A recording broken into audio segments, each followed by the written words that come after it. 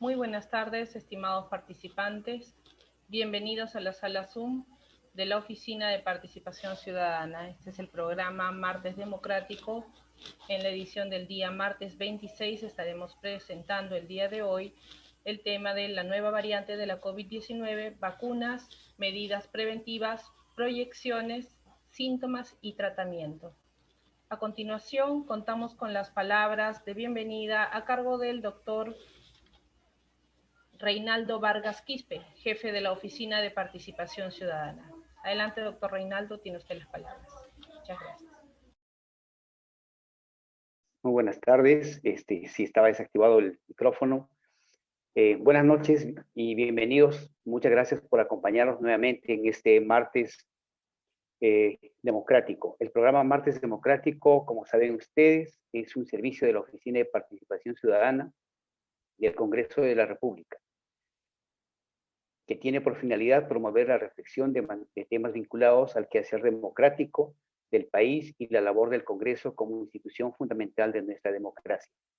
El Perú, como sabemos, está atravesando una de las peores pandemias de su vida republicana y el Congreso, mediante este programa, quiere aportar con información técnica y científica respecto a la nueva variante de la COVID-19, vacunas, medidas preventivas, proyecciones, síntomas y tratamientos, que nos permita acercar al conocimiento de la ciudadanía a fin de contribuir a una mejor toma de decisiones.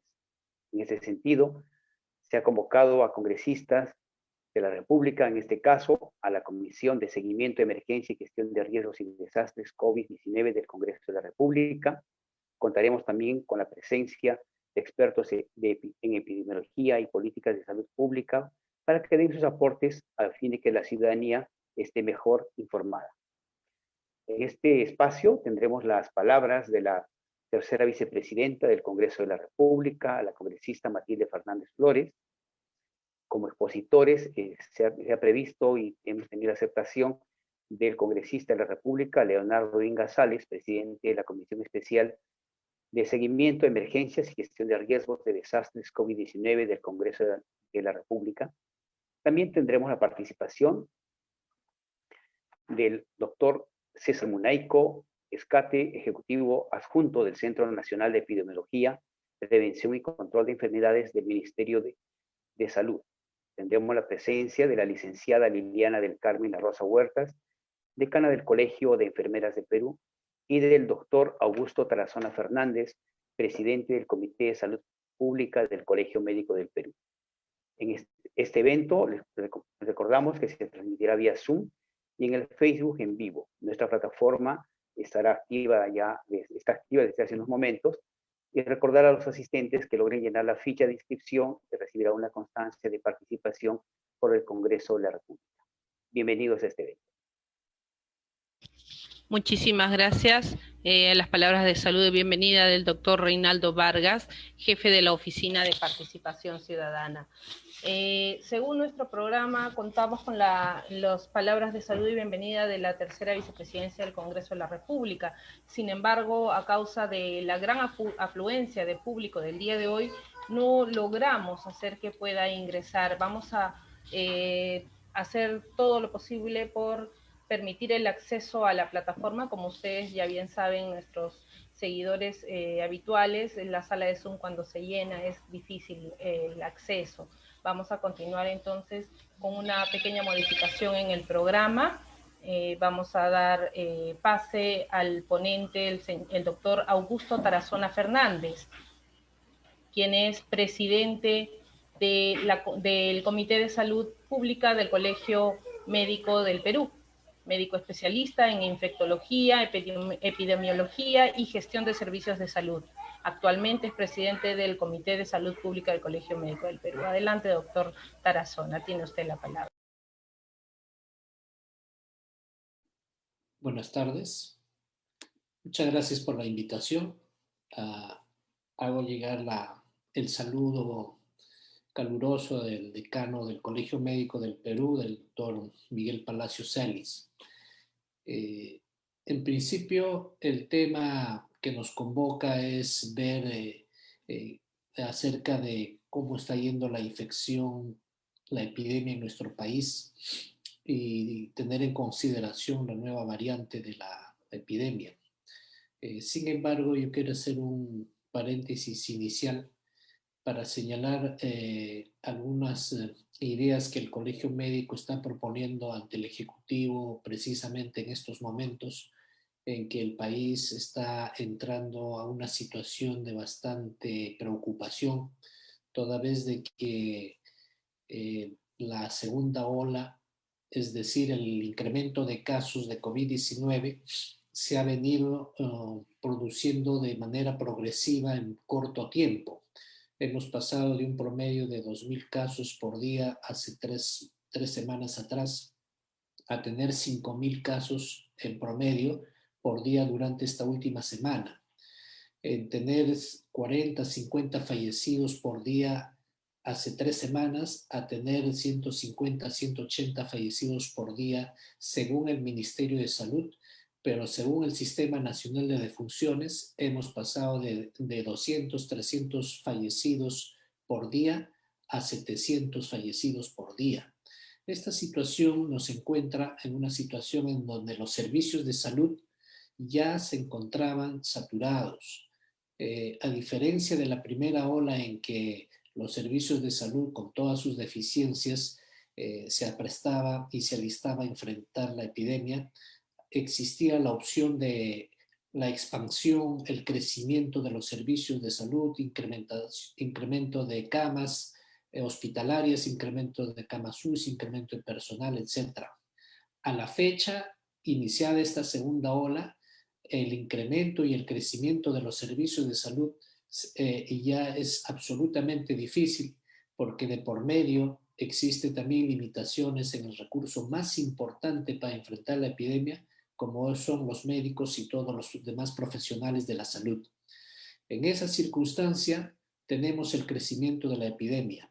Por lo tanto, se requiere tener dos objetivos claros. El primero de ellos es cortar la velocidad de transmisión de la epidemia, que permita que no se incremente el número de casos, porque en pocos días estaremos en una situación en donde no existirá camas hospitalarias si es que la situación continúa como está ahora. Y eso significa de que si alguien va al hospital no va a tener la posibilidad ni siquiera de ser atendido en las emergencias.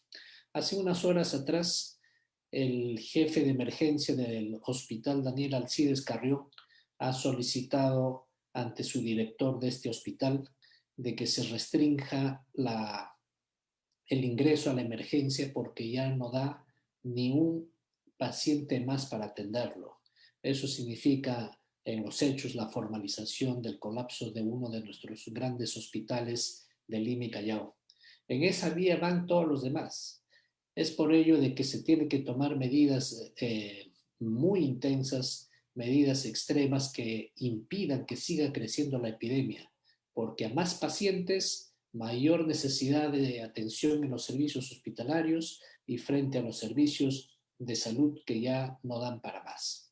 En esa medida, el Colegio Médico del Perú ha propuesto que se determine con claridad qué distritos están sobrepasando los límites aceptables de la producción de casos nuevos cada día y se declare en una cuarentena focalizada en estos distritos que permita hacer una intervención integral realizando diagnósticos y búsqueda de casos, aislamiento, ayuda social también focalizada, y todo esto en el marco de una cuarentena muy focalizada, muy establecida en los distritos que, vuelvo a reiterar, tengan la circunstancia de que su cantidad de casos de nuevos pacientes diarios esté sobrepasando algunas tasas, algunos indicadores epidemiológicos que nos hagan ver que la circunstancia se torna inmanejable.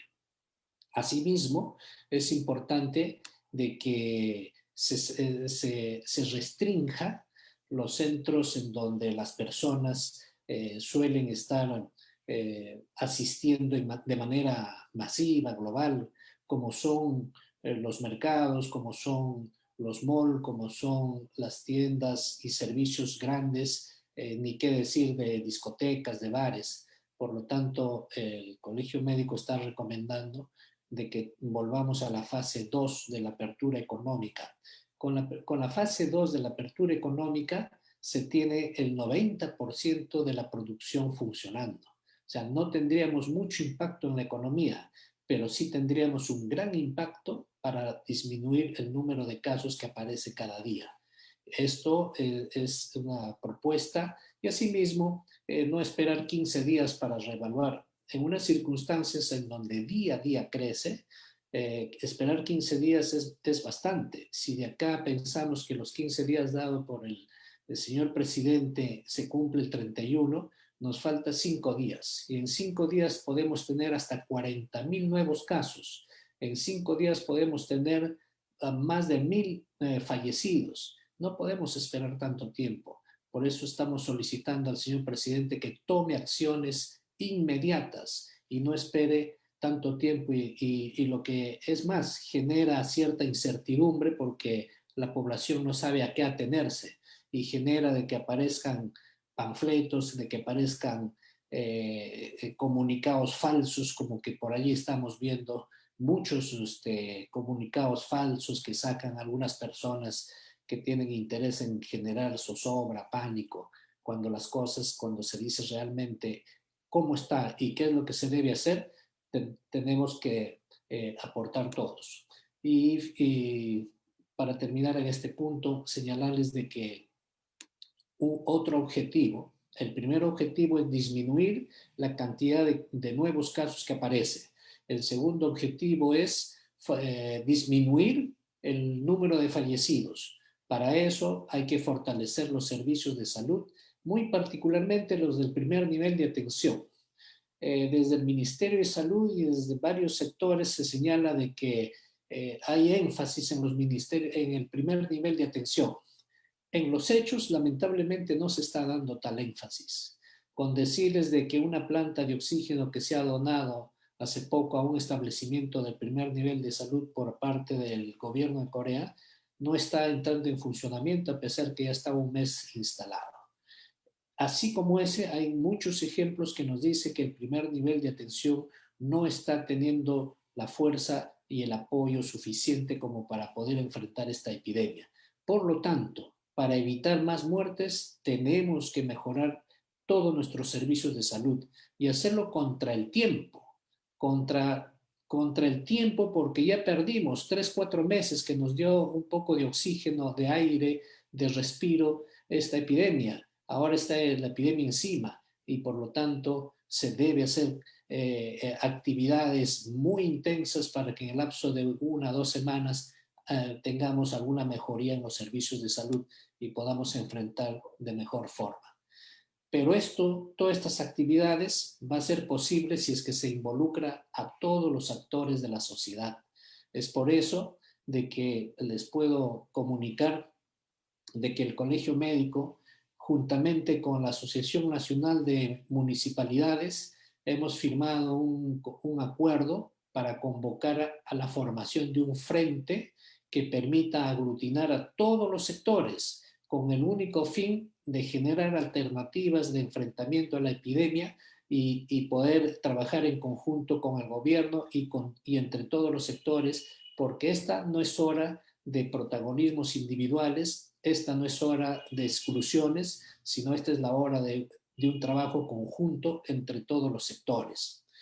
Esto les comento porque es una necesidad tener en consideración los puntos de vista de todos los actores sociales y en este caso este es el punto de vista del Colegio Médico del Perú, que estamos trabajando intensamente por enfrentar esta epidemia, obviamente en el objetivo de mejorar la salud de todas las personas, porque si no estamos sanos no vamos a poder producir nada. Tenemos que cuidar nuestra salud para poder producir, para poder tener un mejor desarrollo. En segundo punto, en relación al punto específico de la nueva variante, solamente quiero mencionar un par de aspectos previos. El virus del COVID-19 tiene cambios permanentemente, va mutando, va cambiando. Y estos cambios están orientados a su supervivencia. El virus necesita sobrevivir. Como cualquier ser humano, como cualquier ser vivo, quiere sobrevivir. Y para eso se va adaptando a las necesidades. Así como el ser humano se ha adaptado a vivir en el Polo Norte, en la nieve, o vivir en el desierto del África o en cualquier lugar, o en la altura a 5.000 metros por el nivel del mar, sobre el nivel del mar, igual el virus también busca su adaptación. Y para eso es que a la fecha se han registrado más de 3.000 mutaciones, más de 3.000 cambios en el virus. Pero de esos cambios, casi muy pocos han tenido un efecto importante en la salud pública o en la sobrevivencia del propio virus. Esos cambios han pasado por desapercibido. Algunos cambios sí han tenido impacto y están teniendo impacto.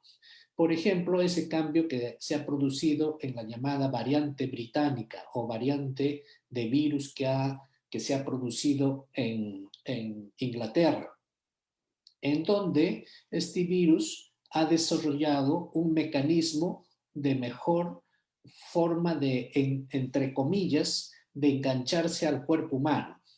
Ha modificado su coronita. Ustedes han visto la figura del coronavirus, unas coronitas que tiene alrededor. Ha modificado para que se enganche mejor a las células receptoras del cuerpo humano, de tal forma que apenas ingresa, ya no se puede caer ni salir ni nada y empieza a reproducirse rápidamente. Y cuando se reproduce rápidamente, también hay la posibilidad de que se vaya a contagiar a otras personas. Es por eso que esta nueva variante del virus británico tiene una posibilidad de contagiar 3 a 6 veces más que los virus que usualmente hemos estado conociendo en estos últimos meses. Eso quiere decir que si en una semana se contagiaban 100 personas, con esta nueva variante existe la posibilidad de que se contagien 300 a 600 personas.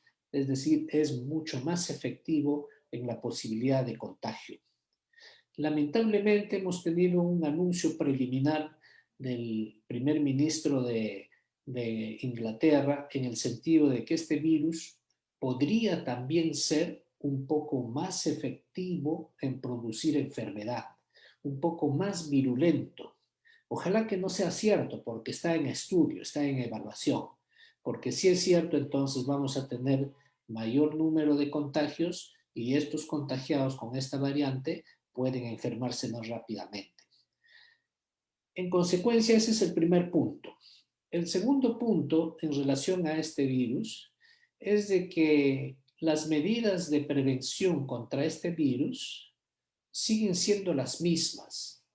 Las medidas de prevención para no contagiarse es igual para estas nuevas variantes del virus británico, como las medidas es lo mismo que para la variante anterior, las que estamos teniendo. Y decirles también de que no solo hay esa variante, ahora se conoce que hay variantes de Sudáfrica que también tienen un incremento en la posibilidad y en la intensidad de contagio. Existe una variante brasileña en Manaus, que está cerca de la frontera de Loreto. También hay una variante en el sur de Estados Unidos. Hay muchas variantes. Posiblemente en el Perú tengamos nuestra propia variante, nuestro propio virus que se ha modificado, se ha adaptado al cuerpo, al organismo de los peruanos, para que pueda sobrevivir. Lo que pasa es de que no tenemos una vigilancia genómica, una vigilancia muy específica del virus para descubrir qué tipo de virus están circulando por acá. Se hace una vigilancia, efectivamente hay reportes, sin embargo, no en la dimensión que debería hacerse para poder identificar nuevos virus, nuevas variantes del virus. Pero todo ello, todo este tipo de virus, felizmente, tienen el mismo mecanismo de transmisión, es decir, a través del aire, a través de las microgotas.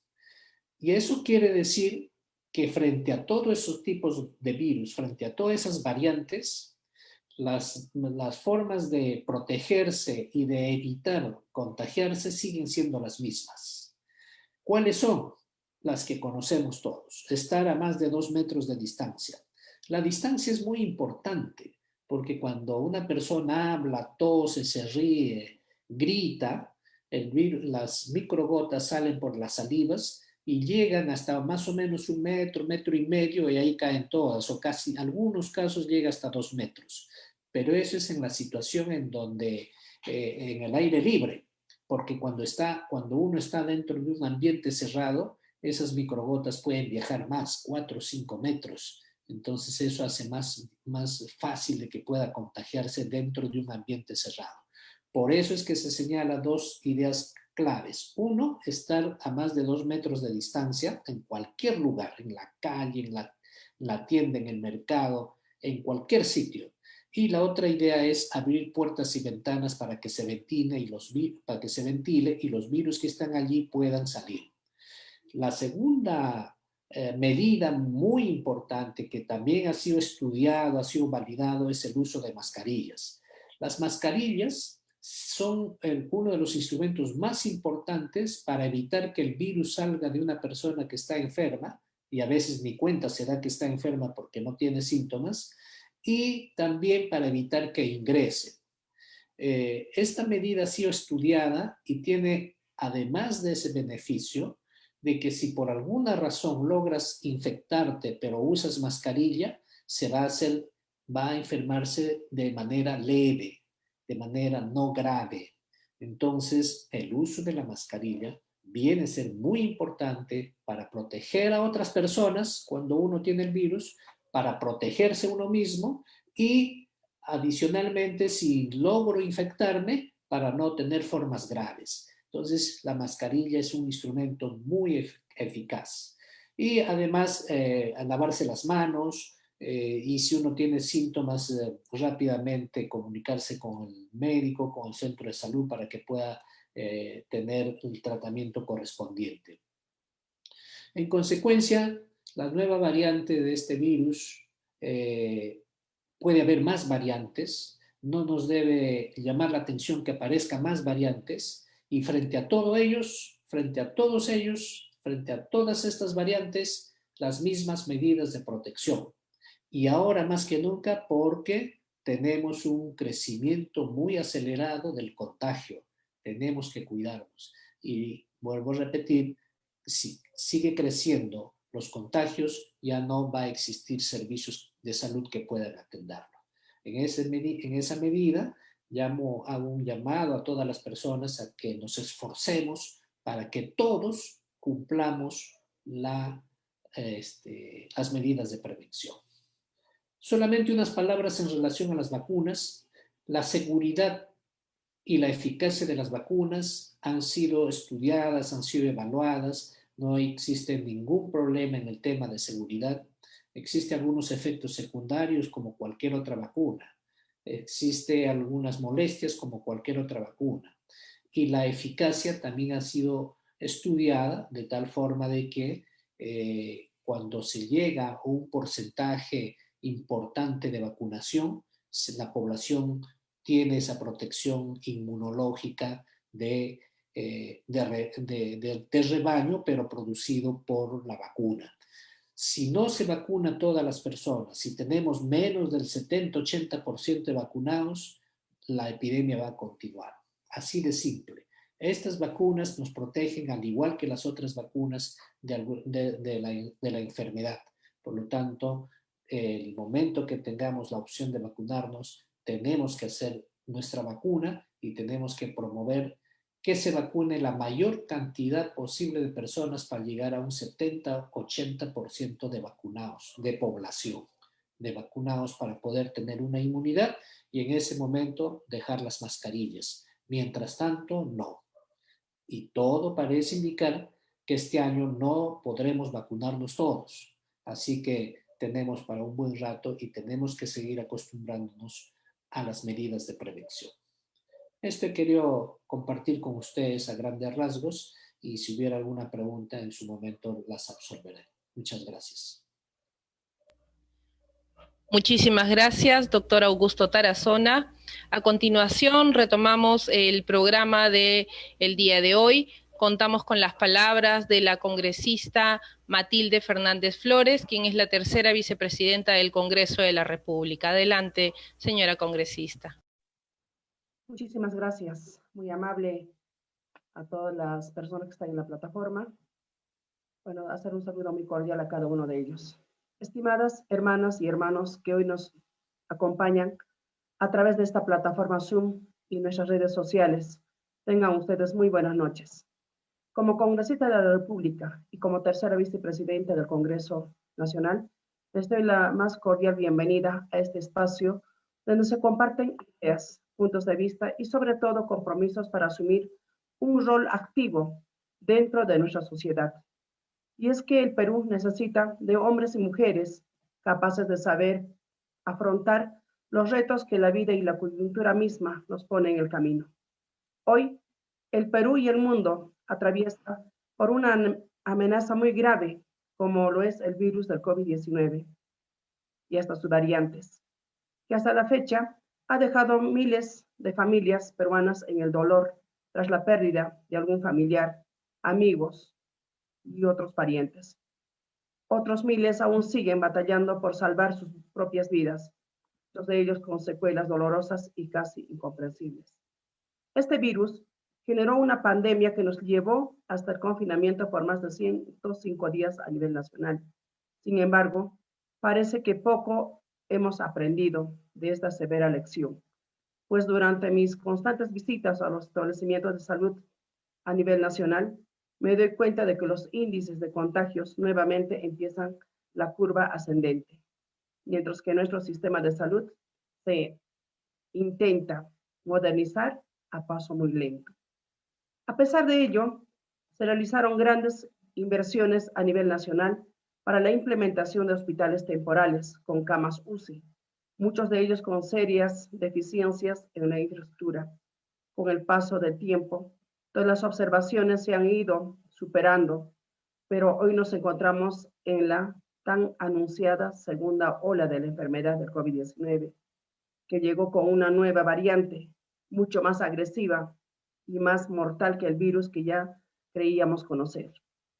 Existe una gran falencia en la dotación de los equipos de protección personal, recursos humanos insuficientes en los establecimientos de salud, medicamentos y pruebas antigénicas en escasas cantidades a nivel nacional.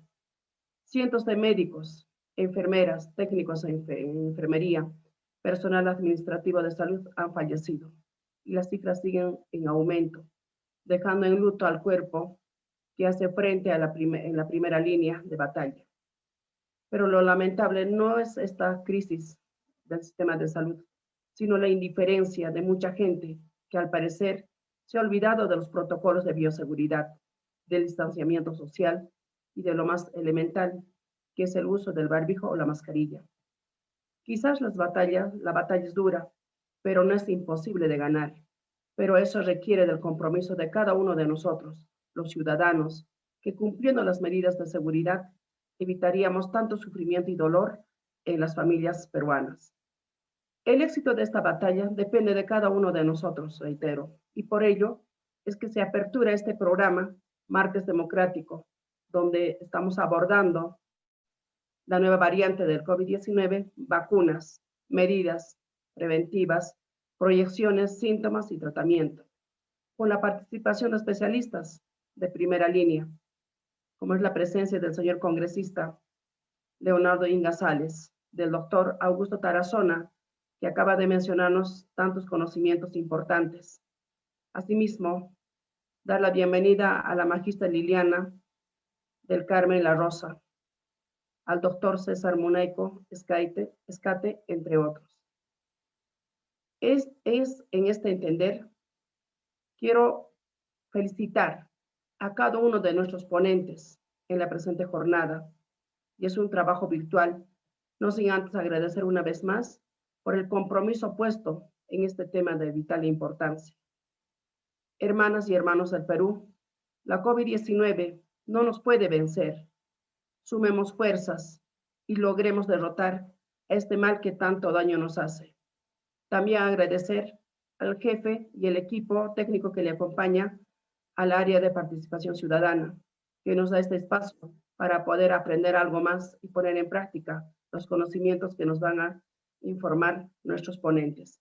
Muchísimas gracias. Muchísimas gracias, señora congresista Matilde Fernández, tercera vicepresidenta del Congreso de la República. A continuación, contamos con la ponencia del señor congresista Leonardo Ingasales, quien es presidente de la Comisión Especial de Seguimiento a Emergencias y Gestión de Riesgos y Desastres COVID-19 del Congreso de la República. Adelante, señor congresista, tiene usted la palabra.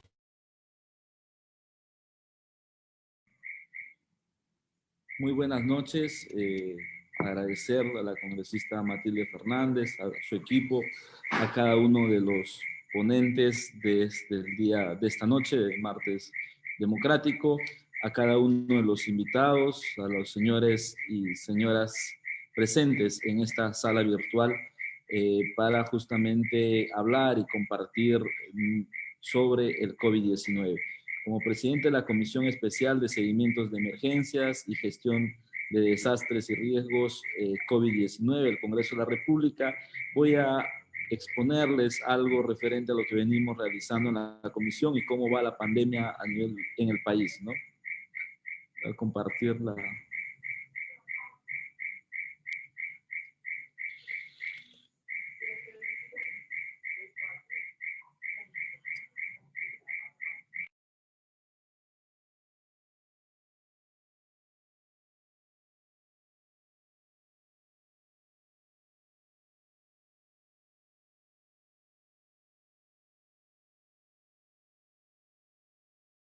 Si tendrán el archivo para la exposición, disculpen.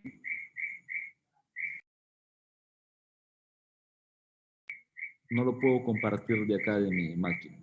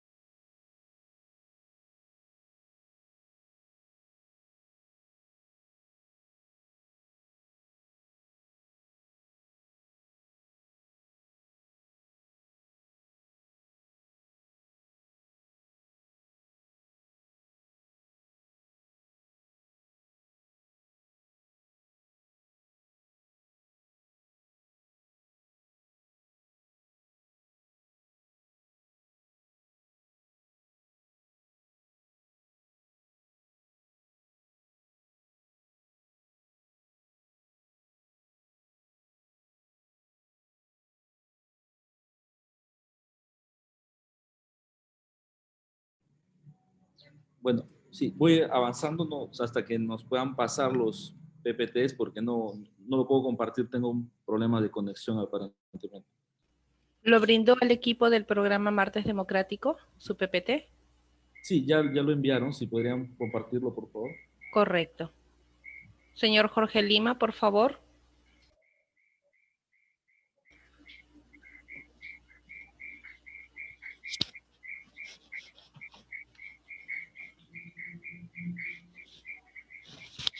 Un minuto, por favor, disculpe.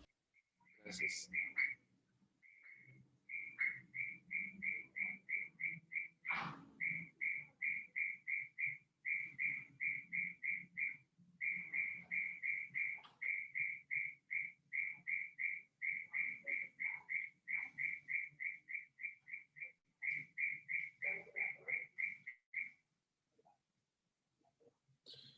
Bien, pero vamos avanzando. Me toca exponer el día de hoy sobre la pandemia del COVID-19. Vamos a ver algunos números a nivel tanto mundial de cómo va evolucionando a nivel del mundo la COVID-19, así como cuáles son estos números en nuestro país. También la situación en la que se encuentra la pandemia en el Perú.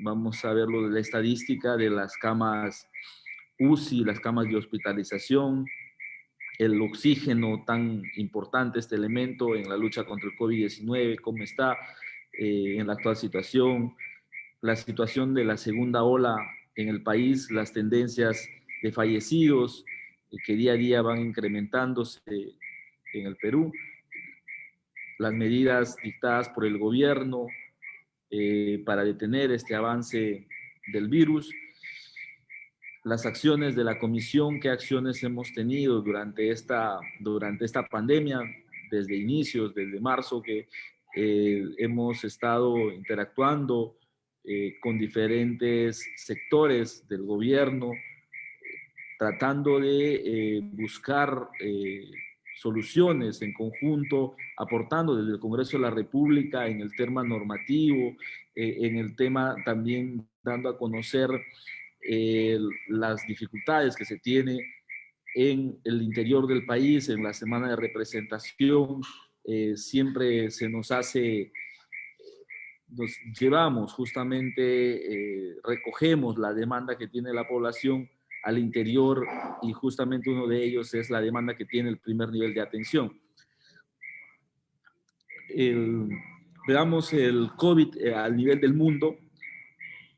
En este momento, bueno, el COVID va avanzando a cada hora, a cada minuto, pero tenemos aproximadamente ya cerca de 100 millones de casos confirmados en 192 países. Tenemos, la siguiente, por favor. Tenemos 99 millones, la siguiente, 966.274 casos confirmados. Los 5 países con mayor número son, como lo pueden ver, Estados Unidos, India, tenemos a Brasil, nuestro vecino, por ello es la variante de Brasil, la de Manaus, que preocupa al Perú. Tenemos Rusia y el Reino Unido. Tenemos nivel de muertos de 2.143.315 a nivel global, 71.947.421 casos de personas recuperadas. Tenemos otros 25 millones, casi 26 millones de casos activos. Siguiente. En el Perú ya hemos superado el 1.000.000 de casos confirmados. Tenemos 1.099.013 casos confirmados. Hemos realizado en el país un total de 6.093.440 muestras que se han tomado.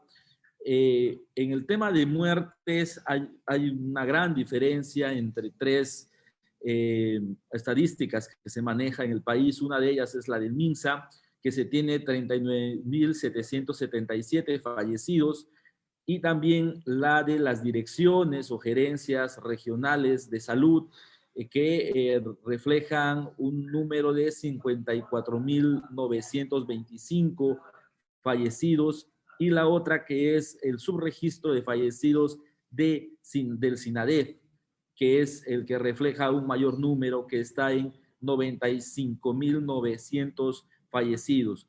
Esta es la cifra que realmente preocupa a nivel del país, esta gran diferencia del promedio anual que se tenía del registro de fallecidos en SINADEF con el del año pasado y de este año, en los meses de la pandemia, en los cuales se han incrementado de forma exponencial. Tenemos la letalidad en 3,62%. Esta letalidad es la letalidad con el MINSA. ¿Se imaginan cuál sería la letalidad si fueran los números oficiales, los demás, sumamente alta, que es justamente lo que preocupa a nivel del Congreso de la República, el sinceramiento de estas cifras? El siguiente, por favor. Veamos ahora la siguiente, la situación de las camas UCI. Tenemos al momento las camas UCI en el país. Nos ofrecieron, desgraciadamente, el gobierno anterior en julio pasado, 5.000, llegar a 5.000 camas UCI. En el mensaje de 28 de julio nos dijeron van a ser 3.000, pero la realidad que muestra el país en este momento es que tenemos 1.901 camas UCI en nuestro sistema de salud, tanto en el MINSA, en ESalud, en las Fuerzas Armadas y la Policía Nacional, de las cuales a la fecha, al 25 de enero, se tiene 1.804 camas UCI ocupadas, casi ya al 100%. Las que no están ocupadas son las que se encuentran en regiones con bajo nivel de contagio y que no tienen muchos pacientes. Una de las regiones o la importancia también de separar, por ejemplo, he tenido una visita al Hospital Santa Gema de Yurimaguas, donde que cuentan, por ejemplo, con 6 camas UCI. Aquí están ocupadas por 2 pacientes en camas, que son los únicos pacientes de COVID que se encuentran en este momento en este hospital de la provincia de Alto Amazonas, en la región Loreto. Siguiente, por favor. Situación de camas de hospitalización. De igual forma, las camas tampoco no se han incrementado en gran medida. El esfuerzo parece ser mínimo contra la lucha de la pandemia. Son 17.480 camas de hospitalización que se tiene, de las cuales 11.006 camas de hospitalización se encuentran ocupadas al 25 de enero. Siguiente, por favor. Y justo vamos en esa línea creciente, ¿no? Este es un caso especial, el oxígeno, el abastecimiento que se tiene en el país para los establecimientos de salud durante las últimas 24 horas es de 804.144 metros cúbicos de oxígeno medicinal, y el consumo es de 180.740 metros cúbicos en las últimas 24 horas. Aquí hay un tema que preocupa, que es el tema de no tener el registro exacto del consumo de oxígeno, y por ello es la importancia de la ley 31.11.3, la ley de oxígeno, que justamente permite el uso de oxígeno medicinal a partir del 93% de pureza hacia adelante. Y allí se ve justamente la necesidad de tener un registro de la producción de oxígeno, no solo de la compra, sino también de la producción de las plantas procesadoras de oxígeno que se han instalado en el país a lo largo y ancho, y poder tener los números de producción y números también de consumo de los establecimientos. Y esperamos, desde aquí exhortamos al Ejecutivo a su pronta que se pueda tener el reglamento de esta norma, porque es de suma importancia en la situación en la que vive el país actualmente. Siguiente, por favor. Esta es la tendencia de los fallecidos por día debido a la COVID-19 en el país. Es una cuesta que se va creciendo día a día. Necesitamos justamente fortalecer la atención para ir que esta línea creciente que ha tenido el COVID en el último mes, que viene desde fines de noviembre, vaya justamente disminuyendo. Hemos llegado a niveles de los más altos en la primera ola con mucha rapidez, lo cual preocupa de sobremanera. Siguiente, por favor.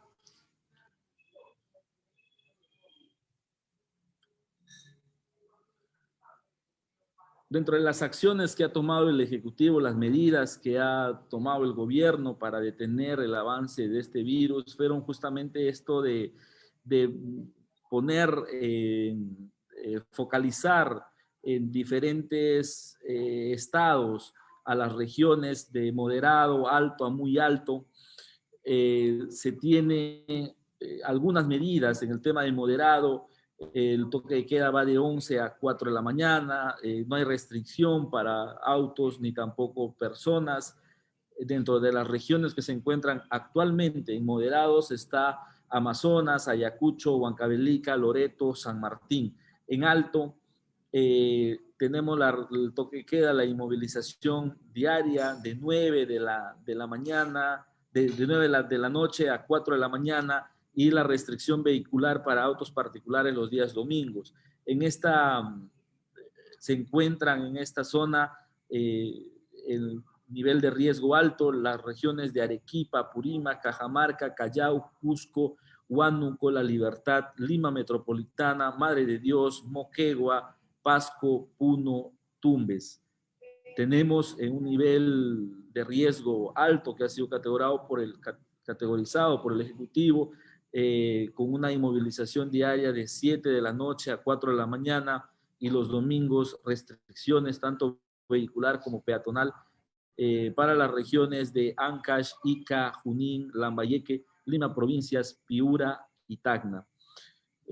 También se ha restringido el tema de los aforos, se ha reducido dependiendo de si está en un nivel de riesgo moderado, alto o muy alto, los que ya se conocen, ¿no?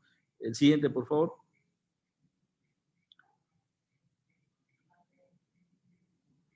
Las acciones que ha tomado esta comisión durante estos meses la vamos a detallar. La siguiente, por favor, a mostrar el equipo que pertenece a la comisión. Está integrada por 19 congresistas de la República, de las diferentes bancadas que están en el Congreso de la República. Está el vicepresidente, el congresista Felipe Castillo Oliva, el secretario, el congresista Napoleón Vigo Gutiérrez. Siguiente, por favor. Dentro de la comisión se ha organizado grupos de trabajo, el grupo de trabajo de fiscalización de la contratación y adquisición de bienes y servicios del Estado, cuyo coordinador es el congresista Giovanni Acate Coronel. Está el otro grupo que de medidas adoptadas por el sector salud para el control, prevención y protección de la propagación y contagio del COVID-19 a cargo de la congresista Tania Rodas, el grupo de reactivación económica, cuyo coordinador es el congresista Daniel Olivares, el grupo de relaciones exteriores y fronteras, cuya coordinadora es la congresista Mónica Saavedra Ocharán, el grupo de trabajo de inclusión social, poblaciones vulnerables y educación, cuyo coordinador es la congresista Jesús del Carmen Núñez Marreros. Siguiente, por favor. Cada uno de estos grupos viene trabajando de forma articulada, viendo los temas relacionados con la pandemia desde inicios de esta emergencia sanitaria que vive el país. Hemos realizado 29 sesiones ordinarias, 23 sesiones extraordinarias. El día de hoy tuvimos la 23ª sesión extraordinaria. Hemos hecho 8 mesas de trabajo con diferentes sectores, principalmente con el Ministerio de Salud.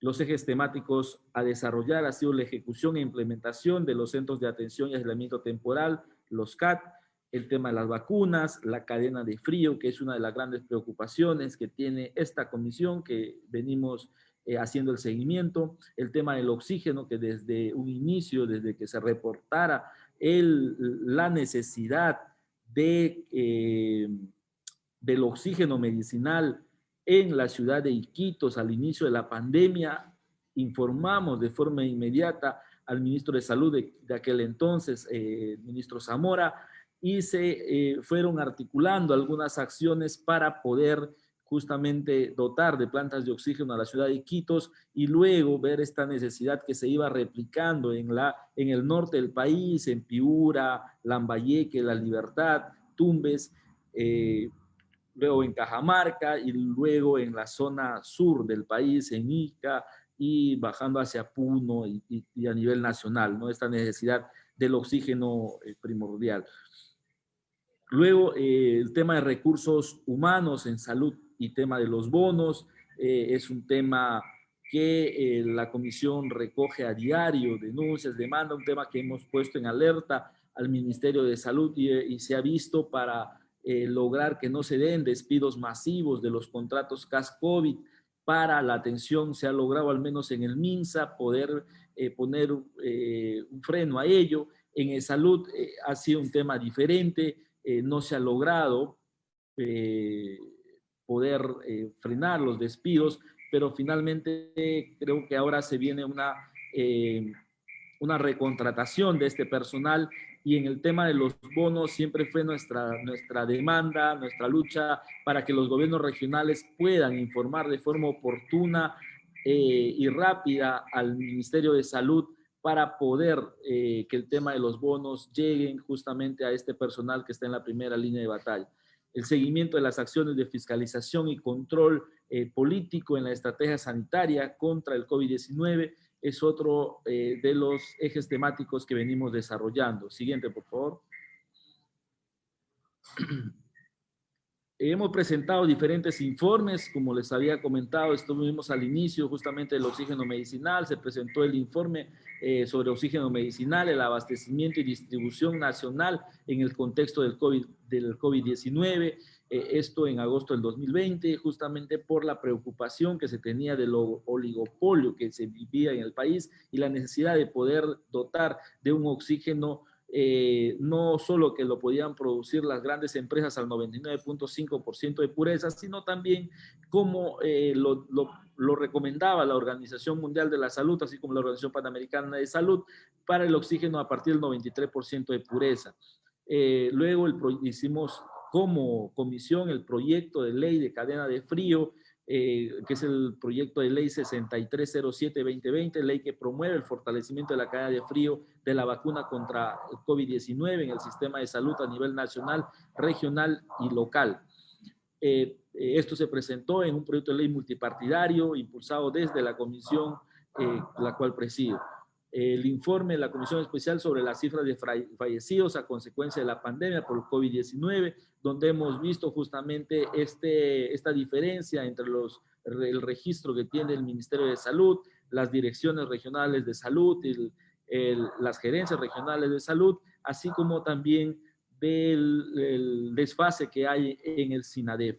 Esto todo ha sido remitido, este informe, a la comisión especial que está haciendo el esclarecimiento del número de fallecidos por la pandemia, justamente del Congreso, para no poder duplicar el trabajo que se viene realizando acá.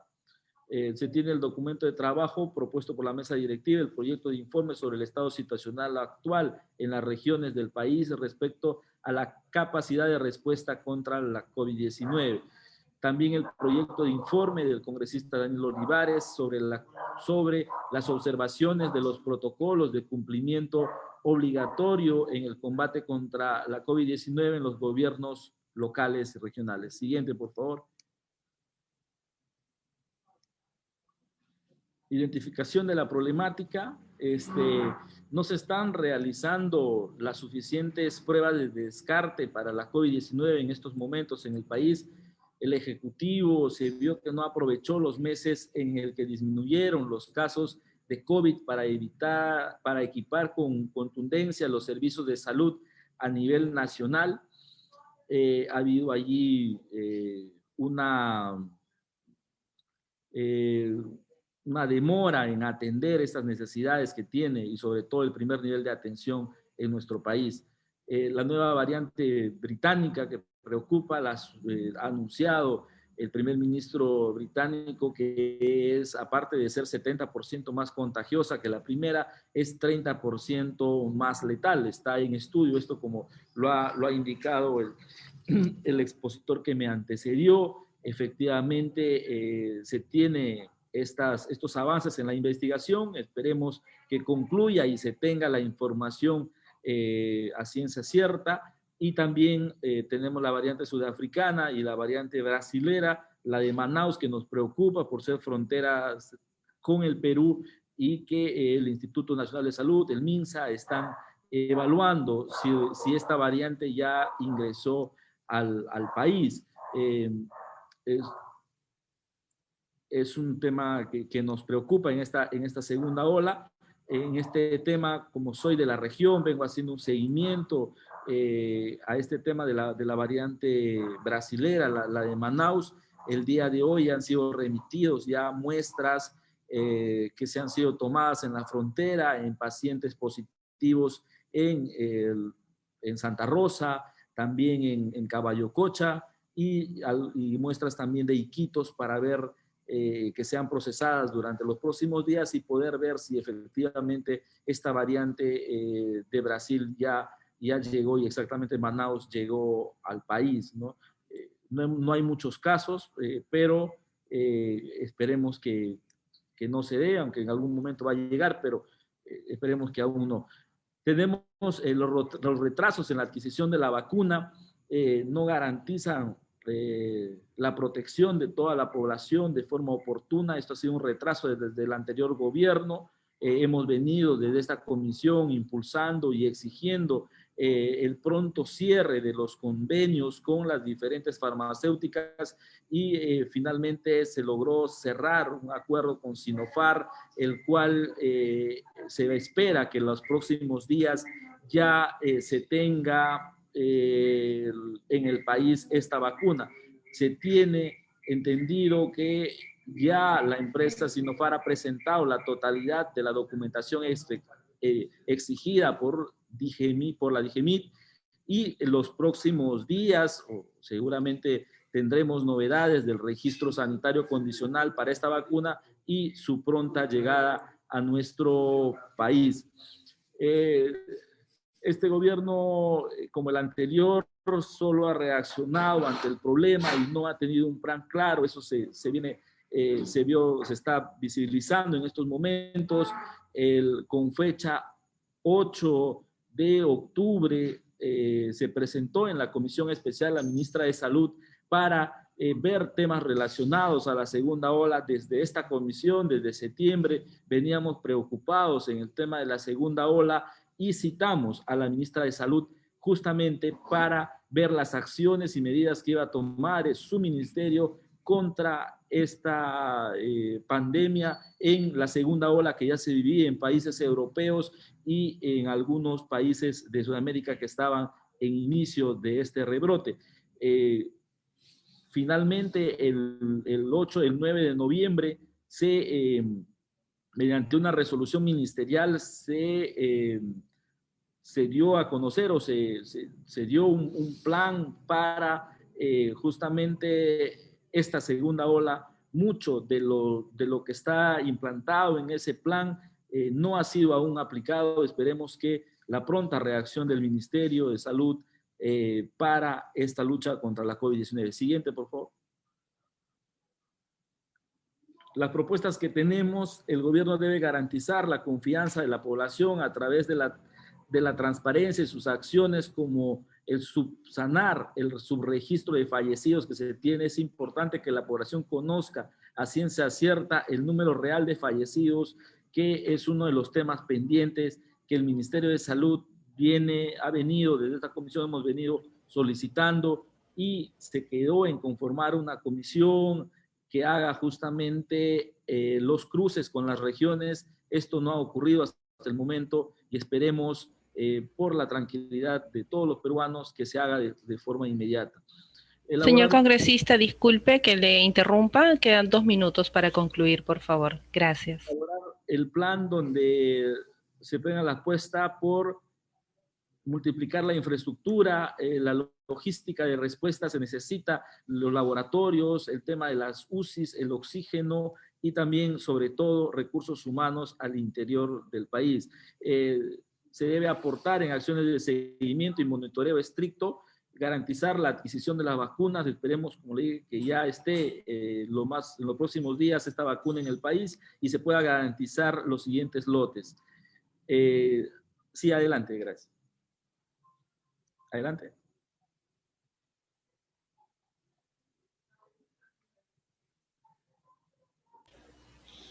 Sí, ese es... Siguiente diapositiva. Creo que esa es la... Sí, esa es todo. ¿Esa es la última? Sí. Sí, esa es la última. Gracias. Correcto, muchísimas gracias, señor congresista.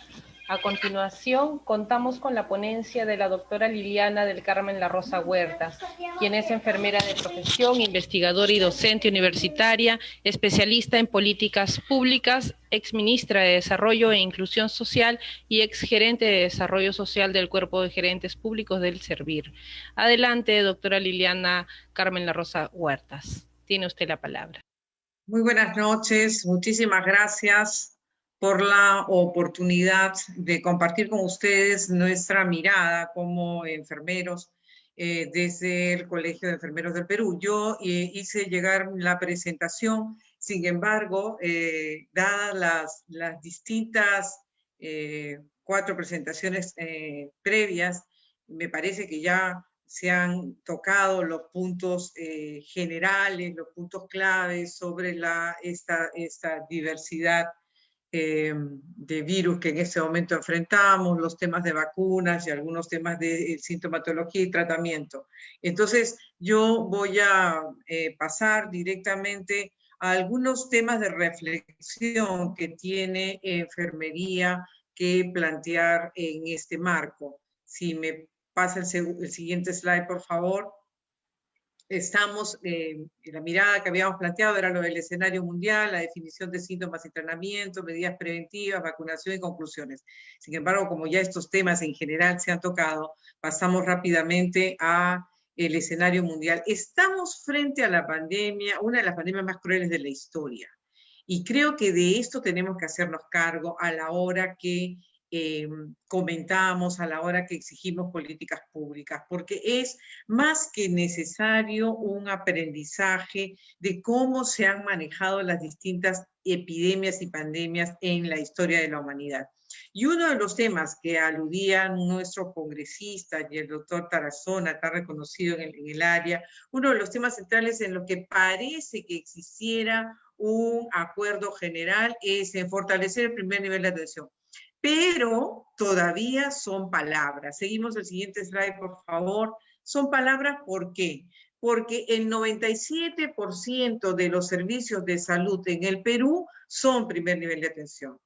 De aproximadamente 7.000, 7.500 servicios. De eso, aproximadamente 4.500 a 5.000, si involucramos la oferta diversa del país, no tienen esos servicios de primer nivel, no tienen profesionales, tienen básicamente técnicos sanitarios. ¿Qué significa eso? Que su capacidad resolutiva es mínima. Además de eso, tienen problemas de infraestructura, no tienen insumos, no hay medicamentos, etc. Entonces, ¿cómo vamos a enfrentar una pandemia que requiere un cerco epidemiológico, que requiere una gestión territorial, que requiere albergues en el territorio para las personas más vulnerables y pobres? ¿Cómo vamos a enfrentar una pandemia que requiere que la gente se lave las manos si 3 millones de personas en nuestro país no tienen agua? ¿Cómo vamos a enfrentar una pandemia que requiere aislamiento si el hacinamiento en las zonas más pobres y vulnerables es alto? Tenemos que tomar decisiones. Entonces vamos a ir casi directamente a los 12 puntos que ha planteado el Colegio de Enfermeros. Por favor, si avanzamos los slides, porque estos temas ya sobre la pandemia, la ubicación y la diversificación ya se ha tocado. Por favor, avanzamos al siguiente slide, que como ustedes verán también es reiterativo de lo que ya se ha señalado acá en relación a sintomatología y tratamiento. Seguimos al siguiente slide en relación a las medidas preventivas que también ya se tocaron acá. Entonces vamos al siguiente, que tiene que ver con la nueva cepa. El siguiente es la vacunación, y el siguiente, este es la vacunación, y el siguiente son las 12 propuestas del Colegio de Enfermeros que hemos presentado al presidente Sagasti y que lo ponemos a consideración del Congreso de la República y del conjunto de actores sociales que estamos comprometidos con la piel, con la vida, en la defensa de la vida de los peruanos y las peruanas en el país frente a esta pandemia. Entonces, miren, los 12 puntos empiezan con uno central. Seguimos, por favor, el siguiente. Miren, aquí está nuestra agenda. El primer punto que nosotros planteamos es informemos a la población, a la ciudadanía en su idioma, eduquemos y comuniquemos. Y para eso les planteamos al Perú una movilización pro vida, una movilización en defensa de los y las peruanas. Necesitamos que la gente sepa por qué tiene que usar la mascarilla, por qué son los 2 metros de distancia, por qué no estén en aglomeraciones, por qué es importante la carilla facial. La gente tiene que entender, y para eso hay 46 lenguas originarias en las que tiene que ser trasladado el contenido. Necesitamos hablar a través de los sabios de la comunidad. Es muy importante que recuperemos la salud intercultural y establezcamos claramente cómo vamos a desarrollar la información, la educación y la comunicación en el espacio local, más local posible. Entonces, una inyección a los medios de comunicación y a las redes sociales en materia de información, educación y comunicación para la comunidad, para la gente central, a lo cual se le tiene que pegar sanciones, y nosotros hemos planteado que hayan sanciones específicas que generen conciencia, sanciones comunitarias que generen conciencia, que los que hacen fiesta, pichanguita, no respetan los protocolos, tienen que hacer limpieza allí en los puestos y centros de salud, apoyar en los albergues, repartir las mascarillas y las carillas. Lo que necesitamos es una acción colectiva y masiva de movilización comunitaria. Un segundo elemento que nos parece clave es que ese fortalecimiento del primer nivel de atención pasa por la contratación de las enfermeras y los médicos que son necesarios, pasa por el fortalecimiento de la infraestructura. Y ahí hay lecciones aprendidas si nosotros queremos plantear cosas concretas. Miren, 3.500 enfermeros se gradúan cada año y aproximadamente, poco más seguramente el doctor Tarazona me podrá decir, seguramente 4.000, 4.500 médicos. Bueno, están en el último año y necesitan hacer tesis, necesitan sacar su bachillerato y su licenciatura. ¿Qué más sería volver a retomar el servicio civil de graduandos y que los chicos y las chicas de medicina, de enfermería, de las distintas profesiones de salud, de los tecnólogos, los psicólogos, etcétera, vayan a fortalecer ese primer nivel de atención que no tiene profesionales, hacer allí el cerco epidemiológico, trabajar su sistematización, sus investigaciones para el grado en la comunidad ahora, en este momento, con la protección y el pago justo y digno que se requiere. Es muy importante. Muchos de ellos se están ocupando como técnicos, se están ocupando como personal de apoyo. Podríamos darle la gran oportunidad de dedicar sus últimos años a las personas, a salvar vidas con el conocimiento que ya tienen, básicamente para fortalecer los albergues distritales. Necesitamos que los colegios se conviertan en albergues distritales, donde se dé la alimentación, donde se dé la atención requerida para el ciudadano contagiado, y puede enfermería, por supuesto, se ofrece a administrar esos albergues, y podríamos hacerlo con los distintos profesionales de la salud y sobre todo con los promotores de salud y los promotores sociales de las comunidades. La gran movilización nacional con promotores sociales y promotores de salud es sustantiva. Este fortalecimiento del primer nivel de atención tiene que tener un engranaje sustantivo con el hospital para la referencia y contrarreferencia y para el acceso a las UCIs. Necesitamos que los hospitales, además de los indicadores que le exigimos al presidente Sagasti, díganos usted cuántas plantas de oxígeno va a colocar en los próximos 2 meses del total de hospitales sin plantas de oxígeno.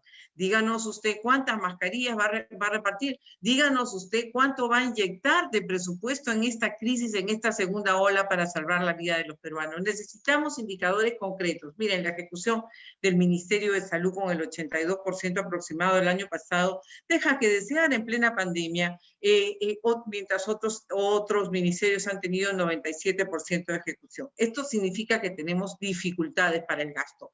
Es urgente que esas dificultades para el gasto sean superadas en acuerdo con el Ministerio de Economía, y ahí tenemos una agenda trazada, una agenda de recursos humanos. ¿Cómo vamos a manejar la pandemia sin la gente? Manejar la pandemia con enfermeras esperando cambio de grupo ocupacional y tratados como técnicos y cobrando como técnicos pero trabajando como enfermeras. Médicos cobrando como técnicos y trabajando como médicos. Cambio de grupo ocupacional, agenda pendiente.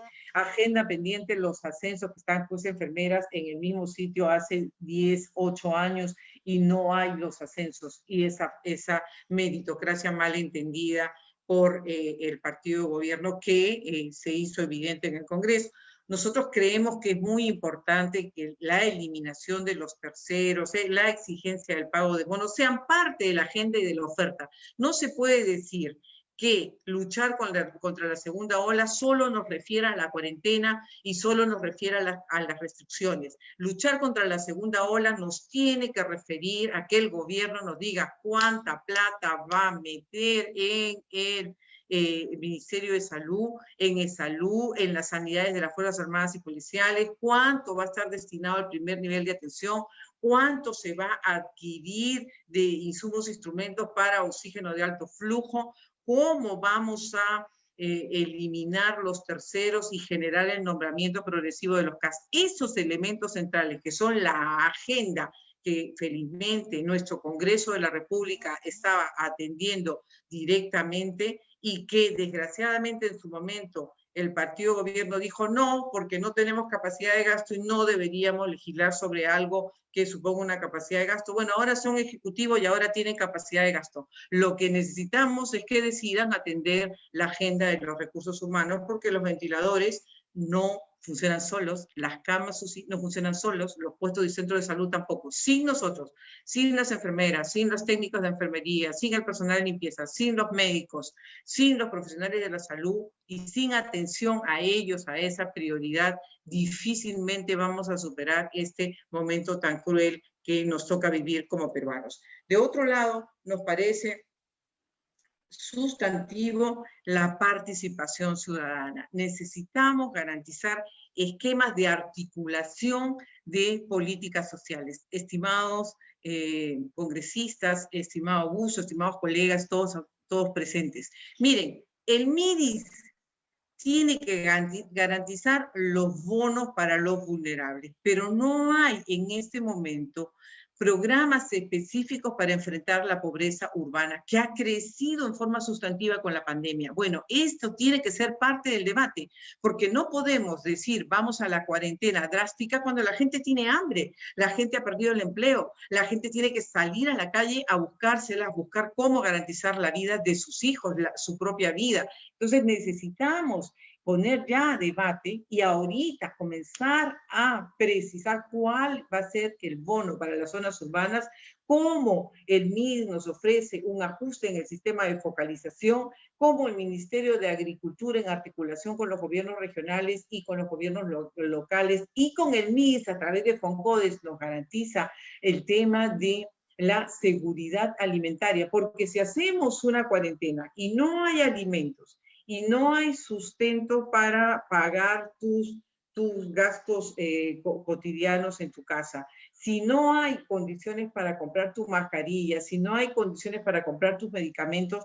la cuarentena drástica no va a funcionar. Por tanto, tenemos que poner a trabajar y discutir inmediatamente el sistema de focalización, los mecanismos para garantizar alimentos, los mecanismos para garantizar ingresos, los mecanismos de referencia y contrarreferencia local. Urge la movilización de las plataformas itinerantes de acción social. Las plataformas itinerantes de acción social son un instrumento fundamental para llegar a todas las zonas ribereñas de la Amazonía con servicios públicos. Pero apenas tenemos 12 plataformas. Necesitamos movilizar las naves que tiene la Marina, instalarlas como plataforma inmediatamente, poner al Estado allí, por tanto necesitamos una inyección de presupuesto para poder llegar a las zonas más inaccesibles del país con servicios públicos, con medicina y con insumos. ¿Por qué? Porque nuestros serumistas vienen trayendo pacientes, surcando el Amazonas y llegan a una zona de mayor complejidad y no hay medicamentos. No hay condiciones para recuperar a las personas si es que no llegas hasta Iquitos, por ejemplo. Necesitamos movilizar toda la capacidad fluvial que tiene a través de la Marina de Guerra y ponerla al servicio de las zonas ribereñas del país. Lo mismo necesitamos en relación a la movilización de las capacidades del ejército. Miren, las caravanas sociales del ejército que se organizaron para el fortalecimiento de los programas sociales, en este momento son más que oportunas. Necesitamos que el ejército, en unión con el Ministerio de Salud y los GORES, comenzamos a impulsar el acceso de los servicios de salud en las zonas más inaccesibles de forma más permanente. El tema del Plan Taita, siendo que es relevante e importante, es solamente una acción puntual que se va y se muda. Necesitamos presencia de forma más permanente, y esa se tiene que basar en los líderes, en los actores sociales, se tiene que basar en los profesionales generales en el primer nivel de atención y en esa articulación de referencia y contrarreferencia que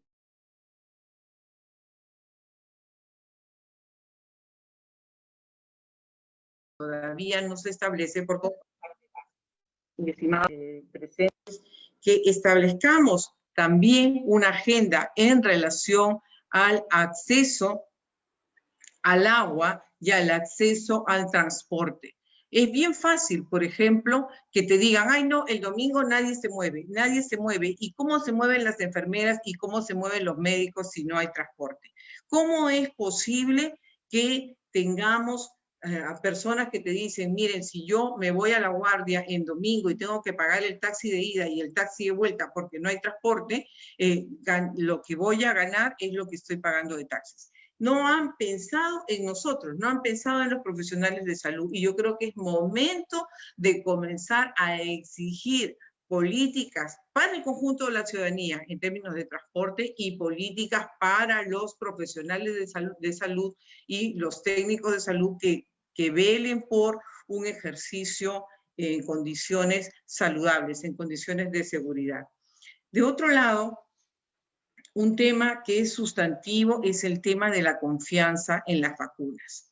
La gran campaña internacional de los antivacunas está más que presente en la cotidianidad de las personas. Necesitamos que esa campaña sea contrarrestada con una mirada de lo preventivo, de lo exitosos que hemos venido siendo como país frente a la polio, frente al sarampión, frente a la rubiola.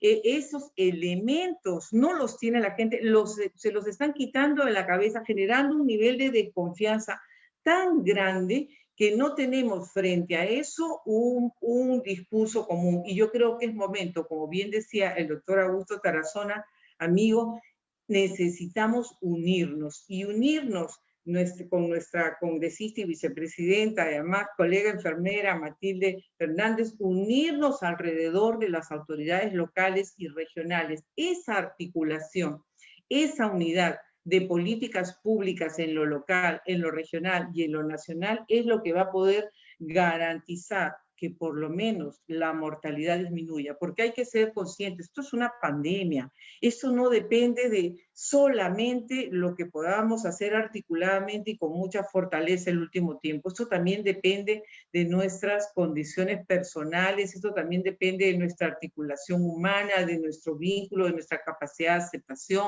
de nuestra capacidad de sanación conjunta. El país se tiene que poner de pie. Creemos que en este momento las autoridades no están respondiendo a la altura de las circunstancias, pero como enfermeros, como la primera línea de combate contra el COVID, la primera fuerza profesional en materia sanitaria, nos ponemos de pie y ofrecemos lo mejor de nosotros. 99 enfermeras han partido. 99 víctimas de este sistema sanitario injusto, 99 víctimas de este COVID, 99 víctimas de la negligencia y de la incapacidad que tenemos para dialogar, respetarlos y unirnos. Enfermeras, más de 200 víctimas médicos, aproximadamente 30 víctimas obstetras, y así otros profesionales y técnicos, más de 100 técnicos de enfermería víctimas. Es momento de la unidad, es momento de generar esperanza, es momento de la transformación de nuestro sistema sanitario. Ahora, porque la gente dice, no se puede, sí se puede. Si hoy tenemos un acuerdo como con la SUNEDU, con el Ministerio de Salud, para reestructurar el CECIGRA, Si hoy tenemos un acuerdo para que se formen 1000 nuevas enfermeras como residentes en emergencia y en cuidados intensivos, miren, tenemos pues 16 vacantes. ¿Qué cosas son 16 vacantes? En las camas UCI son 1700 y algo y solo tenemos 1200 enfermeras intensivistas. Por cada cama UCI se necesita 3 enfermeras como mínimo, por cada cama UCI. En este momento, para las camas que tenemos, hay una brecha de 2.700, 2.900 enfermeras. En este momento, si queremos seguir avanzando en camas UCI, tenemos que invertir. Pero para la brecha actual,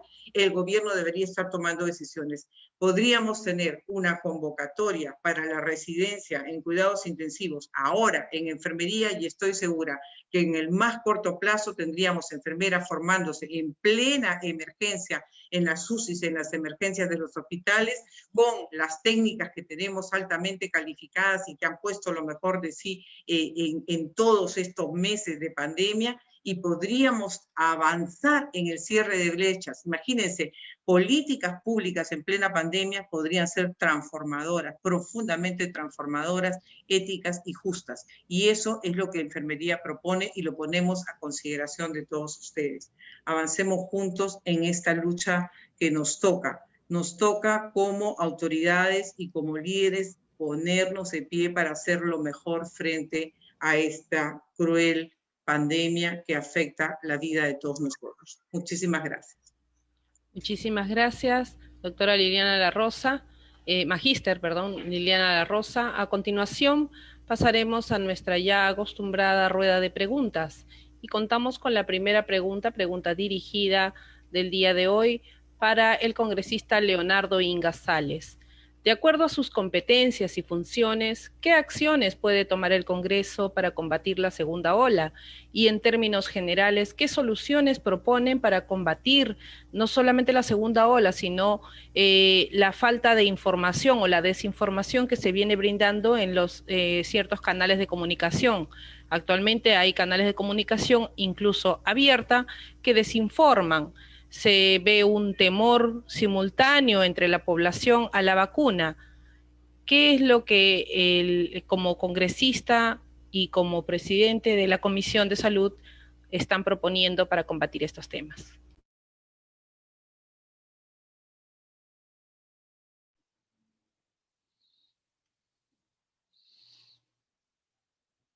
Sí, bueno, si me permite. Sí, puede intervenir. Gracias. Efectivamente, tenemos una campaña de desinformación en relación al uso de las vacunas y en relación inclusive al uso de mascarilla y otras medidas de prevención. Se menciona de que en relación a las medidas de prevención, como la cuarentena, que es una forma de aislamiento social para evitar que el virus salte de un lado para otro, estaría orientado a desmejorar la economía de las personas, de las fábricas, empresas, grandes, pequeñas. Lo que es cierto es que estamos en un proceso en donde tenemos que salvar vidas, vidas de personas que son familiares, amigos, compañeros de trabajo, etc. Y se conoce que existen formas de prevención. Y una de esas formas es el aislamiento social, es decir, la separación de las personas. Y la separación de las personas se da bajo varios mecanismos, como es las cuarentenas, como es la inmovilización, toque de queda y otros. Todo eso está orientado a que el virus no salte de una persona a otra. Está orientado a disminuir el número de enfermos. De otro lado, en relación específica a las vacunas, se menciona de que las vacunas han sido hechas muy rápido, de que las vacunas producen efectos secundarios, de que las vacunas nos inyectan un chip para manejarnos, muchas otras cosas que seguramente alguien lo puede mencionar. Solamente es mencionarles que la seguridad de la vacuna está garantizada en la medida en que se ha cumplido los procesos de elaboración de vacunas. Sabemos que las otras vacunas se han procesado entre 5 o 6 años. La última vacuna contra el virus ébola se ha hecho en 4 años, 3 años y medio, 4 años, y así sucesivamente. ¿Por qué esta vacuna se ha hecho rápido? Por algunas razones. Primero, de que no parte de cero. Este virus, este coronavirus, es el 7º coronavirus. Hay 6 coronavirus anteriores. Para 4 de ellas ya hay vacunas que están funcionando normalmente hace muchos años. Para 2 de ellas, que producen enfermedades bastante agresivas, todavía no hay. Para esta 7ª vacuna, el mundo científico se ha dedicado a estudiarlo. Y por lo tanto no parten de cero. El otro punto es que se ha cortado plazos porque se ha realizado procesos paralelos. En anteriores vacunas se hace un proceso, se termina, luego del otro año se empieza el otro y así sucesivamente. En este caso se han hecho procesos paralelos que pueden hacerse paralelamente. Pero quizás lo que más ha acortado los plazos es la última fase, que es la fase de prueba en población. Para cualquier vacuna anterior se necesitaba igual 5, 10.000, 15.000 personas. Y conseguir 10.000, 15.000 personas para la prueba de la vacuna costaba 4, 5, 6, 7 años. Pero fíjense que para esta vacuna, se convocó a voluntarios y en menos de una semana se tenían decenas de voluntarios. Acá en Perú, en una semana, los 6.000 voluntarios que se pidió para la vacuna, justamente el Sinopharm, en una semana ya estaba completo el número de voluntarios. O sea, lo que era 2, 3, 4 años de reclutamiento de voluntarios se disminuyó drásticamente a pocas semanas. Todo ello ha permitido de que se avance rápido. Y finalmente el tema de seguridad. Los efectos secundarios se conocen en promedio de 3 a 6 semanas como máximo, después de haber sido aplicadas las vacunas. La aprobación de estas vacunas se ha dado después de 2 meses de evaluación, o sea que significa que está por encima de las 3 a 6 semanas. Todo ello nos da una connotación de que la eficacia y la seguridad se ha garantizado con los estudios que se han generado teniendo las pautas para elaboración de vacunas. Y finalmente, en relación al tema de que a través de la vacuna te van a introducir un chip, bueno, eso ya es un tanto, digamos, poco racional, ¿no? A nosotros nos manejan a través de los medios de comunicación que les comemos o tomamos la Coca-Cola, ya nos metieron el chip de la Coca-Cola. O nos comemos una hamburguesa, ya nos metieron el chip de la hamburguesa. De esa forma nos manejan mejor que con un chip de vacunas, así que por allí no hay problema. Finalmente, el punto de que va a manipular el ADN de las personas, que es otro hecho que señala, no hay nada de ello, ¿no? Porque estas vacunas, del Pfizer, que no está comprado por el Perú, esa vacuna utiliza una molécula que se llama ARN mensajero, que no llega a ingresar al núcleo de las células humanas. Por lo tanto, no puede llegar al ADN de las células humanas. Y una vez que ingresa, a los pocos minutos se destruye después de haber generado las instrucciones que lleva este ARN mensajero. Por lo tanto, la seguridad y eficacia de las vacunas están garantizadas. Gracias. Muchas gracias, doctor Augusto Tarazona.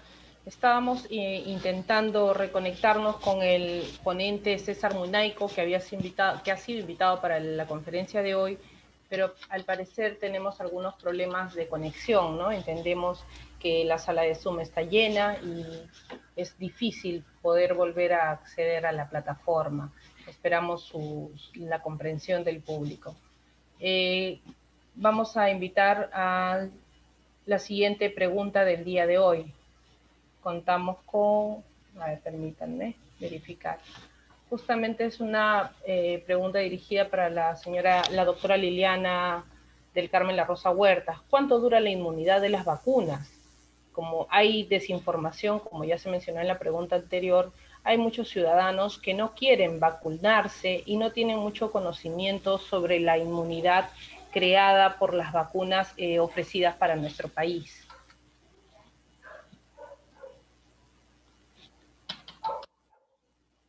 Doctora Liliana. Sí, mira, es interesante la pregunta. Justo ahora estábamos en un debate con una colega de México, donde ya empezaron el proceso de vacunación sobre este tema y no hay todavía ninguna seguridad al respecto.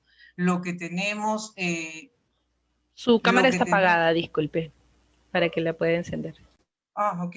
A ver.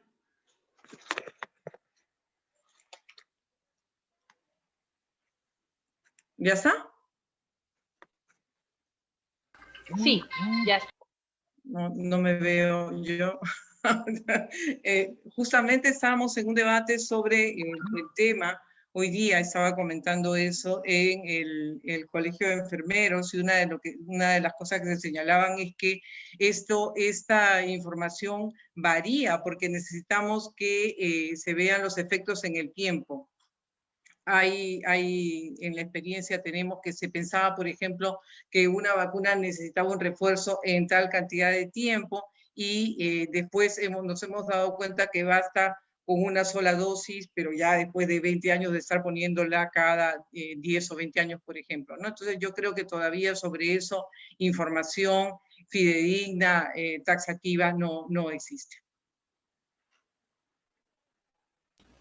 Muchísimas gracias, doctora Liliana La Rosa. Continuamos con una pregunta dirigida. Contamos con la presencia de la tercera vicepresidencia del Congreso de la República y esta pregunta ha sido dirigida justamente para algún representante del Congreso, ¿no? ¿Existe algún proyecto de ley o ley que permita la regulación de la información que se da sobre salud en la prensa escrita y televisiva? Actualmente existen medios pues, que están desinformando y sabiendo que nuestro país tiene altas tasas de automedicación entre peruanos y peruanas, ¿qué piensan hacer sobre ello? Ante las irregularidades expuestas sobre salud, ¿qué podrían hacer para evitar más despidos, incumplimiento de bonos y entrega de materiales adecuados para protección del personal de salud?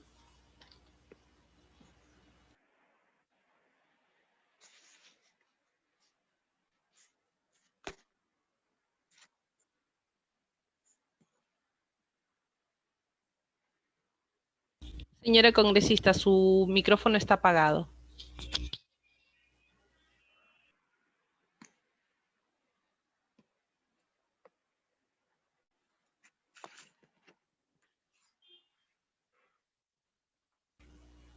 Señora congresista, su micrófono está apagado, por favor lo encendemos. Gracias.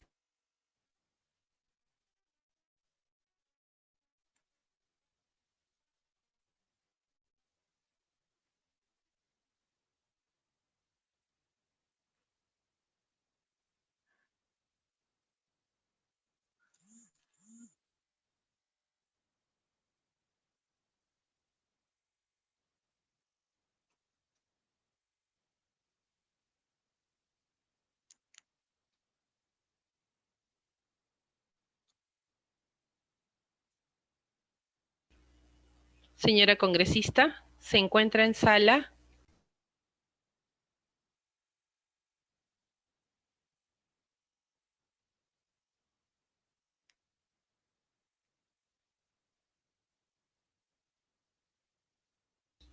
Correcto, al no encontrarse disponible su micrófono, vamos a continuar con las preguntas. No sé si alguno de los participantes, expositores, deseen dar respuesta a la pregunta. Sí, yo quisiera hacer un comentario, si me permites. Por supuesto. ¿Sí? Ya, mire, el tema central de la articulación de políticas no está entrando por la puerta grande y yo felicito al colega que está haciendo la pregunta. Si no hay articulación de políticas públicas en lo local, si no llegan los bonos, en este momento, si no hay una inyección de bonos para las personas de extrema vulnerabilidad, yo quiero dar el ejemplo, por ejemplo, Las personas de pensión 65 tienen un ingreso de 150 soles mensuales, pero la línea de pobreza individual, pobreza monetaria, no la pobreza multidimensional que han prometido, nosotros en mi gestión planteamos que ya se instale oficialmente, los chilenos tienen una medición oficial de pobreza monetaria y de pobreza multidimensional, aquí nomás los vecinitos, a pesar de su neoliberalismo, que además fue puesto como parte de la agenda. Miren, acá, pobreza monetaria, más o menos en 389 soles, y si ya le pones 390, ya salió de la pobreza monetaria individual. Pero les damos a los adultos mayores de pensión 65 150 soles. A las poblaciones del programa Contigo, lo mismo. A las señoras del programa Juntos, hace ya casi 14 años, se le da 100 soles. Si ya los tenemos focalizados, si ya sabemos dónde están, si ya están bancarizados, lo que necesitamos es hacer una inyección real de bono. No pueden haber bonos de 720 que luego que se van pagando después de 4 meses y bonos de 150 soles o de 100 soles. Necesitamos uniformizar, poner bonos por lo menos por encimita inmediato de la línea de la pobreza, y necesitamos movilizar los comedores populares, las ollas comunes, de forma tal de garantizar, por un lado, el acceso a la alimentación y la seguridad alimentaria, y por otro lado los recursos básicos para que una familia pueda realmente quedarse en casa, para que una familia pueda tener las condiciones mínimas de sobrevivencia que nos permitan como país pasar este trecho que nos falta hasta la vacunación, que parece que el trecho va a ser largo, y ahí el Congreso tiene un rol de fiscalización irrenunciable que es más que justo y necesario, y el colegio se pone a disposición para aportar en esos procesos. Gracias. Muchísimas gracias, doctora Liliana. A continuación vamos a dar pase al doctor Jimmy Reinaga Alvarado, jefe del área de Educación Ciudadana del Congreso de la República. Doctor Jimmy, tiene usted la palabra. Gracias. Bien, muy buenas noches a todos los participantes de nuestro acostumbrado martes democrático. Quiero comenzar por señalar que ha sido una reunión bastante fructífera. Hemos tenido exposiciones de muy alto nivel que sin duda ha enriquecido mucho más el tratamiento de este tema tan crucial y que nos está haciendo pasar momentos tan álgidos, no solamente al Perú, sino al mundo entero. Alguien comenzó señalando, creo que el doctor Leonardo Inga Sales, la cantidad de muertos que significa la pandemia. Es el equivalente probablemente en el Perú a que diario se caiga 1 o 2 aviones, diario se caigan 1 o 2 aviones y hayan muertos, o que varios buses tengan accidentes fatales en un solo día. Definitivamente el tema de la pandemia es un tema que nos está arrinconando como país y está exigiéndonos de nosotros lo mejor y todo lo que podamos dar, ¿no? En este sentido, antes de terminar, me gustaría resaltar algunos puntos centrales señalados por los expositores, ¿no? Desde las palabras de saludo de la congresista Matilde Fernández Flores, a quienes le agradecemos por su participación.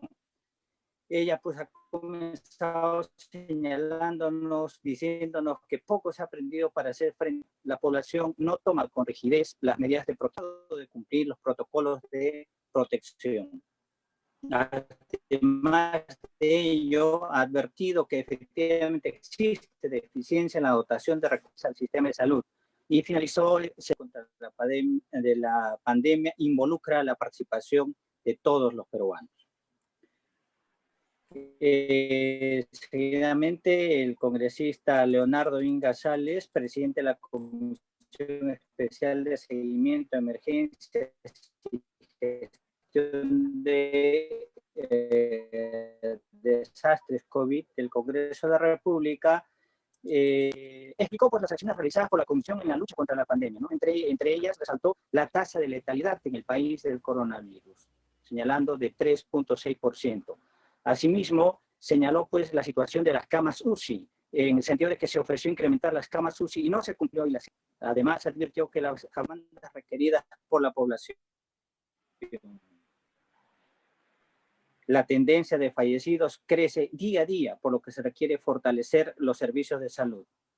Las acciones, señaló también las acciones tomadas por el Ejecutivo de focalizar el tratamiento en las regiones, que obedece a la gravedad de la afectación de la pandemia en cada una de ellas. Señaló que la comisión está integrada por 19 congresistas y en este sentido se han organizado en grupos de trabajo, tanto para la fiscalización de las contrataciones, la reactivación económica,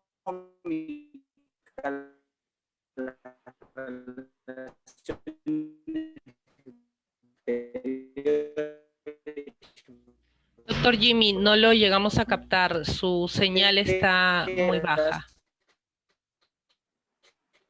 El grupo de poblaciones vulnerables, entre otras, que trabajan en forma articulada.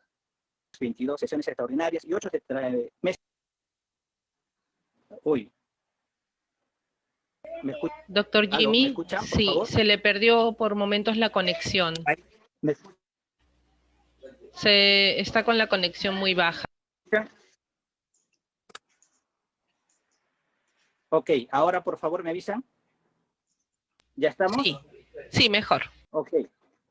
Y bueno, pues concluyó señalando que las actividades de la comisión se centran en la identificación de la problemática actual respecto de las otras variantes y su ingreso en el país, así como la disponibilidad del registro sanitario de la vacuna y su llegada al país, y la subsanación del registro real de fallecidos.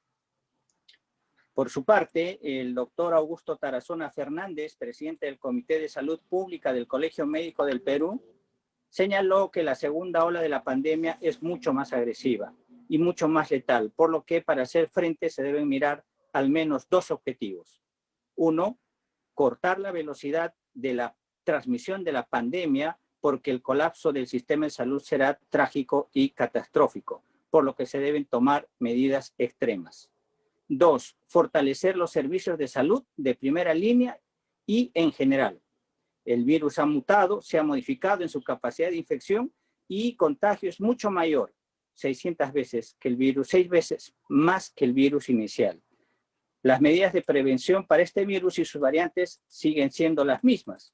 Todos estos virus tienen los mismos mecanismos de propagación, por lo que las medidas de prevención efectivas son las mismas. En este sentido, reiteró la importancia de ellas, la distancia social y ventilación y el uso de mascarillas. Asimismo, señaló que las vacunas han sido estudiadas y validadas en cuanto a sus efectos secundarios y eficacia. Si la población mayoritariamente, es decir, el 80% no se vacuna, la pandemia continuará.